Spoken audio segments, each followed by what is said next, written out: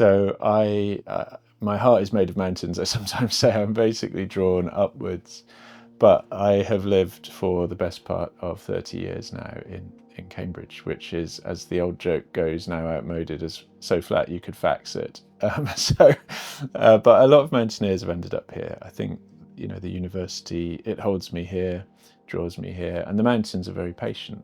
They wait for me, and I go to them several times a year. So yeah, it is strange. I wrote my first book, Mountains of the Mind, in a basement, in the darkness, probably below sea level.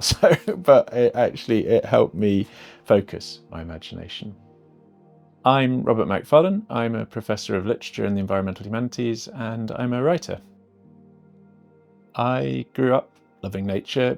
The mountains, I suppose, were my first teachers. And I was taken to the mountains by my parents, who in their turns had been taken to the mountains by their parents. And at the same time as I was climbing my way into a love of nature, I was also reading my way into a fascination with landscape. I was reading accounts of the ascent of Everest in '53 and George Mallory's ill-fated attempts on that same mountain in the '20s. My grandparents on my mother's side lived for much of their lives in the northern Cairngorms, so basically Britain's Arctic up on the plateau there. And my grandfather was a mountaineer of the old school. He had kind of 6-foot ice axe and very long wooden skis, and he'd climbed all over the world while also being a diplomat. And yeah, he was a kind of miracle worker to my young mind. I mean, how did he do this? How did he levitate up to these summits? And he gradually kind of helped both enchant and make accessible the mountains to me. So I learned following him up into the Cairngorms.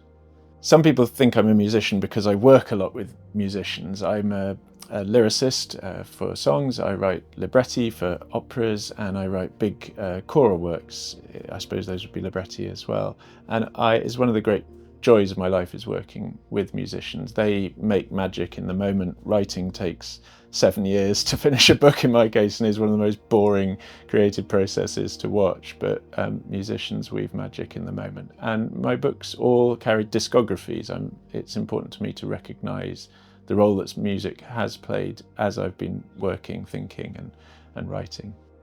I have learnt so much as a writer from writing for music. So music plays a very sort of daily inspirational part in my life. I write while listening very often to music, but writing for music has taught me things about rhythm, tempo, rhyme, not having to explain everything, whereas as an academic and a writer I'm inclined to always explain or even over-explain, but music gives you permission to be elliptical. There's a character in Underland, I say a character, a person, Maria Carmen, who I met in Italy, and when she was saying goodbye to me, she said in Italian, "Robert, you are a beautiful animal." I'm not beautiful, but I'm definitely an animal, and I've always been interested in our relationship as humans to the creaturely. We think of ourselves as exceptional, we think of ourselves as a species apart, but of course we're beasts, we're creatures, and we think with creatures, that famous Levi-Strauss line, les animaux sont bien à penser. So yeah, I've always been interested in that relationship between humans and other beings, I guess. There's a line from the American novelist Sherwood Anderson that always rumbles around my brain. He says that when you're outside, I think he's talking about prairies actually, but the same for me is true of mountains. He says you become aware of a bigness outside yourself, And I've always been drawn by that, whether in terms of knowledge, in terms of space, in terms of time, deep geological time. I think it's a humbling thing to be present to. It resets our sense of proportion and perspective, and it reminds us that we are part of a vast, complex, interconnected and ancient Earth.